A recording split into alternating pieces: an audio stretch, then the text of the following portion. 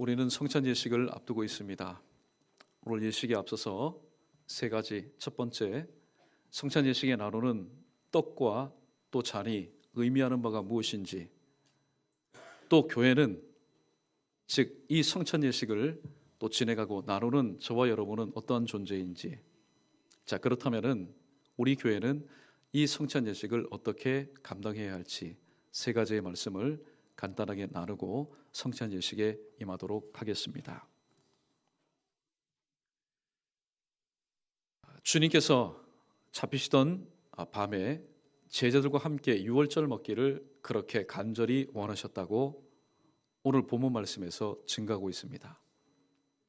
예수님께서 유월절 먹기를 간절히 원하셨던 이유가 있지요. 바로 조금 전에 말씀드렸던 것처럼 세 가지의 사실을 꼭 기억하도록 하기 위해서입니다. 주님께서 친히 제정하신 이 성찬 예식에 특이하게 나누는 것이 두 가지가 있었습니다. 그것은 특별히 고가의 혹은 고칼로리의 먹기 좋은 음식이 아니었습니다. 그저 먹었을 때 거친 바로 빵이었고 그 다음에 포도즙이었습니다. 주님은 이 떡을 드시면서 떼어서 이렇게 말씀합니다. 이것은 내 몸이니 이것을 먹을 때마다 나를 기념하여라. 그리고 잔을 나누시면서 이것은 내가 흘린 언약의 피다, 새 피다. 이것을 마실 때마다 나를 기념하라. 그렇게 말씀하셨습니다. 오늘 본문에서 주님께서 말씀하시는 이 말씀 가운데 떡과 잔에 대한 메시지는 예수님께서 일찍이 가버나움에서 가르치신 바가 있었습니다. 그런데 예수님께서 가르치신 많은 가르침은 당시 유대 종교 사회뿐만이 아니라 일반 유대 사회 가운데도 큰 파장을 그리고 큰 센세이션과 이슈가 되기도 하였습니다. 그러나 요한복음 6장에서 예수님께서 가르쳐 주셨던 가버나움의 가르침, 떡과 잔에 관한 이 가르침은 유대 종교 사회 가운데 커다란 파장을 일으키기에 충분하였습니다. 유대인들이 질문합니다. 어떻게 네가 네 살과 네 피를 가지고 우리로 하여금 먹게 하겠느냐? 이거는 도무지 있을 수 없는 일입니다. 사람이 살을 먹고 피를 흘리게 되면 죽게 되는 것인데 이것은 있을 수 없는 일이었습니다. 그런데 이 있을 수 없는 일들이 로마 제국에 의해서 식인종으로 오인이 되었습니다. 예수 그리스도를 믿는 사람들은 나사렛 예수라는 사람, 그 사람이 전한 바 내 살을 먹고 내 피를 마셔야만이 너희가 영원히 살 것이라는 이 말씀을 문자적으로만 해석하여서 당대 로마 제국 전역에 흩어졌던 그리스도인들은 이 가르침대로 행하였기 때문에 그들은 많은 핍박과 환난과 어려움 가운데 나날을 살아야만 하였습니다. 그럼에도 불구하고 핍박과 환난과 여러 가지 어려움이 있었음에도 불구하고 우여곡절의 과정을 겪었음에도 불구하고 이 성찬 예식은 지금까지 진행되어 왔고 오늘 또 말씀에 따라 진행할 것이고 앞으로도 진행될 것입니다. 중요한 것은 교회는 떡과 잔을 나누는 예수님의 대속의 죽음을 주님이 오실 때까지 기념하며 또 증가하는 사명을 가진 존재라는 사실입니다. 그러므로 떡을 먹을 때에 우리는 가볍게 아무런 의미 없이 내 앞에 놓이는 떡 조각 중에 하나를 집어서 먹어서는 안 됩니다. 이것이 주님의 살이라지, 이것이 주님의 몸이라지. 내가 십자가에 못 박혀 죽었어야 되는데 주님이 내 대신 달려 죽으셨다지. 이 은혜를 어떻게 갚을 수 있겠습니까? 사실 은혜라는 것은 내가 무엇이든지 갚을 수 있다면 그것은 은혜가 절대로 아닙니다. 은혜는 내가 갚을 수 없기 때문에 거저 주신 하나님의 사랑이기 때문입니다. 그렇다면 내 대신 달려 돌아가신 주님 위해서 이 한 몸 가지고 나는 지금까지 누구를 위해서, 무엇을 위해서 내가 살았는가?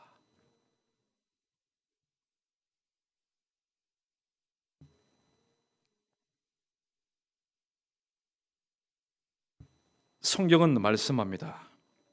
너희 몸을 가지고 의의 평기로 살라. 그렇게 말씀하셨는데 저와 여러분은 의의 병기로 살았는지 아니면은 불의의 병기로 지금도 살고 있는지 우리 각자 지난 과거의 삶을 돌아보면서 내 앞에 놓인 떡조각을 우리는 먹을 수 있어야 됩니다. 또 잔을 마실 때도 마찬가지입니다. 에베소서 2장 13절에 이제는 전에 멀리 있던 너희가 그리스도 예수 안에서 그리스도의 피로 가까워졌다. 그렇게 말씀했습니다. 우리가 흔히 부르는 보혈을 지나 이거는 그냥 가사가 아닙니다. 주님의 잔을 먹을 때에 마실 때 우리의 삶은 주님의 보혈을 지나 하나님의 은혜 가운데 오늘도 살고 있다는 사실을 우리는 명심하면서 여러분 마셔서 내 목마름을 채우겠습니까? 떡을 먹을 때에 내 배를 채우겠습니까? 그러나 주님께서 갈갈이 찢겨주신 그 주님의 몸과 흘리신 그 보혈의 그 피에 값진 그 의미와 가치를 생각할 때 우리는 함부로 손을 내어서 떡을 먹을 수 없고 함부로 잔을 들어서 마실 수가 없는 것입니다. 이 시간 여러분 성찬 가운데 참여할 때에 나를 위해서 그리고 우리를 위해서 잘난 나 아닙니다. 똑똑한 나 아닙니다. 능력 있는 나 아닙니다. 전능한 나 아닙니다. 연약하고 무지하고 또 쓰러지고 또 결심하였지만은 또 넘어지기 쉬운 우리를 위해서 살을 점점이 찢으시고 피를 흘려 죽으신 예수님 대속의 죽음에 합당한 삶을 오늘도 주님의 그 보혈을 지나 하나님의 풍성하신 은혜 가운데 살아갈 수 있는 저 여러분 우리 모두 되기를 주님의 이름으로 축원합니다. 두 번째, 교회는 하나님의 성전임을 기억해야 됩니다. 주님께서 무언 중에 말씀하시고자 하셨던 바로 내용이 이것입니다. 너희는 하나님의 성전이다. 바울은 고린도전서 3장 16절에서 교회를 가리켜 하나님의 성전이다, 하나님의 성령이 거하시는 전이라고 말씀하셨습니다. 교회가 나누는 주의 성찬, 여러분 이따 한번 보십시오. 떡을 한번 보십시오. 씹어 보십시오. 그것을 먹어서 여러분 무슨 힘이 되겠습니까? 눈이 번쩍 뜨이겠습니까? 아니면 일주일치를 살아갈 수 있는 에너지가 있겠습니까?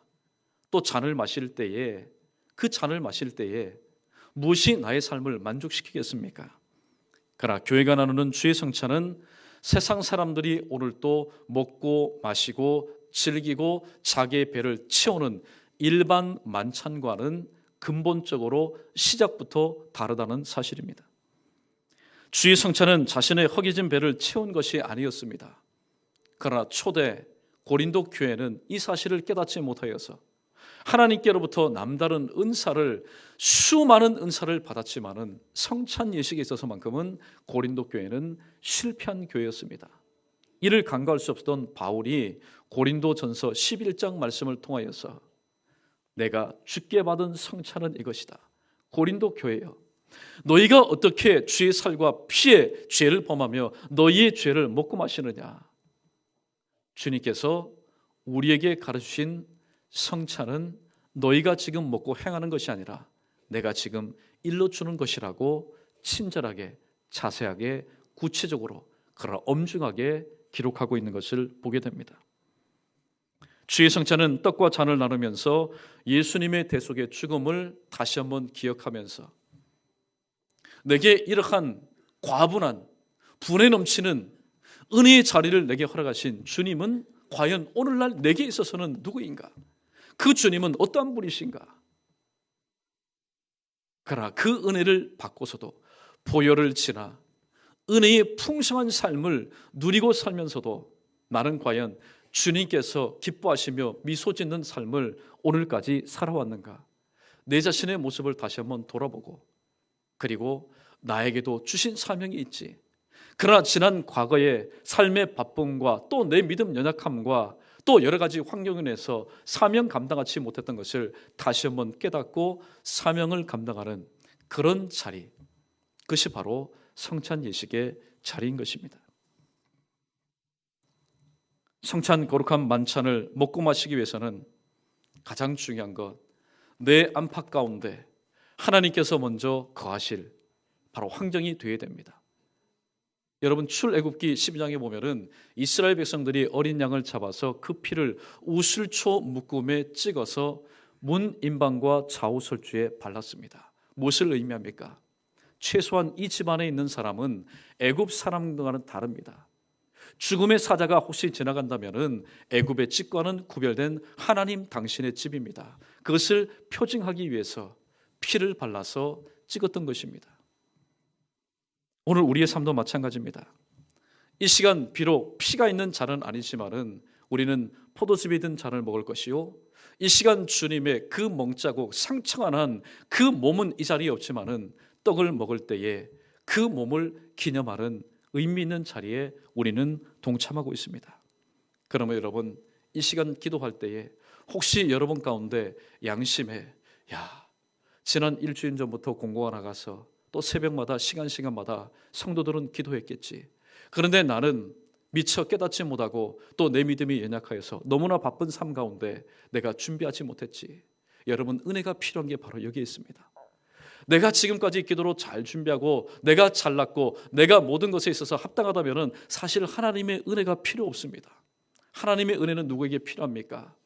알기는 알고 깨닫기는 깨닫는데 그렇게 준비하지 못한 우리에게 필요한 것이 은혜입니다. 이 시간 여러분, 기도하실 때 이제 잠시 후에 성찬 예식 가운데 기회가 한번 주어질 것입니다. 그 기회 가운데 정말로 주님께서 나를 사랑하신다면, 아니요, 내가 주님의 사랑을 받고도 사랑 받은 사람답게 살지 못했다면 여러분, 눈물은 이때 흘리는 겁니다. 눈물은 이때 흘리는 겁니다. 받을 수 없는 은혜를 베풀어 주시겠다고 지금 하늘 문을 활짝 여시고 우리 입술의 고백을 통해서 하나님 앞에 부르짖을 때에 베풀어 주실 그 은혜를 바라보면서 여러분, 우리는 울어야 됩니다. 마지막 세 번째, 그러므로 교회는 구별된 마음과 몸가짐으로 성찬 예식에 참여해야 됩니다. 고린도 교회는 참 많은 은혜를 받았지만은 성찬 예식에 있어서만큼은 너무나 어린아이 같은 철없는 행동을 하였습니다. 고린도 교회는 부자도 있었고 그렇지 못한 사람들도 있었습니다. 주의 만찬 앞에서 자기의 만찬을 가지고 나왔습니다. 배가 고프니까 먹고 마십니다. 배부르고 취합니다. 교인답지 못한, 성도답지 못한, 직분자답지 못한 언행 심사를 먹고 마시고 취함으로 곤드레 만들어 되어서 행했던 것이 2000년 전의 고린도 교회의 모습이었습니다. 그러한 모습을 바라보면서 없는 자들은 먹지 못해서 저기에서 방치되어 굶으며 그것이 시험거리가 되었던 교회가 바로 고린도 교회였습니다.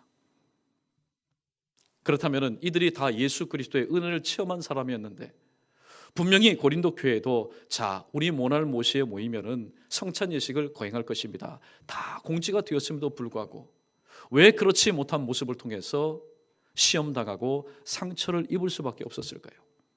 그것은 바로 예수님께서 말씀하신 대로 마태복음 26장 42절 시험에 들지 않게 깨어있어 기도하라 말씀하신 대로 준비하지 못한 연고였습니다. 사랑하는 성도 여러분, 교회가 성찬을 통해서 은혜 받는 것이 아니라 시험에 드는 그것은 결코 덕스러운 일이 아닙니다. 그건 바로 기도로 내 자신을 위해서, 또 집례하는 목사를 위해서, 참여하는 우리 모든 성도를 위해서, 그리고 오가는 발걸음을 위해서, 또 이 공간과 시간을 위해서, 하나님의 은혜를 위해서 기도하지 못한 연고였습니다. 그러므로 성찬을 앞둔 교회는 다시 한번 하나님께서 우리에게 주신 말씀과 기도를 통해서 먼저 내 영혼, 하나님은 우리의 육신을 받으시기 전에 우리의 영혼과 또 받으실 만한 믿음의 준비는 잘 되어 있는지 다시 한번 돌아보고 오늘 또 우리의 성찬 예식을 통해서 영광과 찬송과 존귀를 받으시기에 합당하신 하나님 앞에, 사랑하는 성도 여러분, 초대교회는 모일 때마다 성찬 예식이 거행되었습니다. 그러나 오늘날 작금에 루터교는 1년에 12번 행한다고 합니다. 그런데 합동 측은 너무나 이런저런 연유로 인해서 번거롭다는 이유로 인해서 1년에 2번밖에 시행을 하지 않고 있습니다. 그런데도 우리는 주님의 그 사랑, 주님의 그 은혜를 잊어버리고 바쁜 일로 인해서 참석하지 못하는 어리석음을 범하고 있지 않습니까? 말씀을 정리합니다. 오늘 이 자리에 모인 자들 중에 입교인과 세례교인들은 모두 성찬 예식에 함께 참여할 것입니다. 혹시 타교의 교인이라 할지라도 오늘 성찬 예식이 거행되는 이 시간에 그가 입교인이고 세례교인이라면 충분히 참여할 수 있습니다. 떡은 예수님의 몸을, 잔은 예수님의 피를 의미한다는 사실, 그리고 성찬에 참여하는 저와 여러분 우리 모두는 교회이기 때문에 하나님의 성전이라는 사실, 그리고 그러므로 교회는 구별된 마음가짐과 몸가짐으로 성찬에 참여해야 한다는 사실을 예수님께서는 3년 동안 동고동락하였던 제자들을 마지막 부르셔서 오늘도 성찬의 의미와 또 성찬 가운데 임하는 너희의 현재의 모습이 어떠해야 하며 또 어떠한 모습으로 감당해야 될지 알려주셨던 것입니다. 오늘 말씀을 통해서 오늘도 이 자리에 오신 여러분에게 주님의 그 의중, 주님의 그 마음을 제가 대언하였습니다.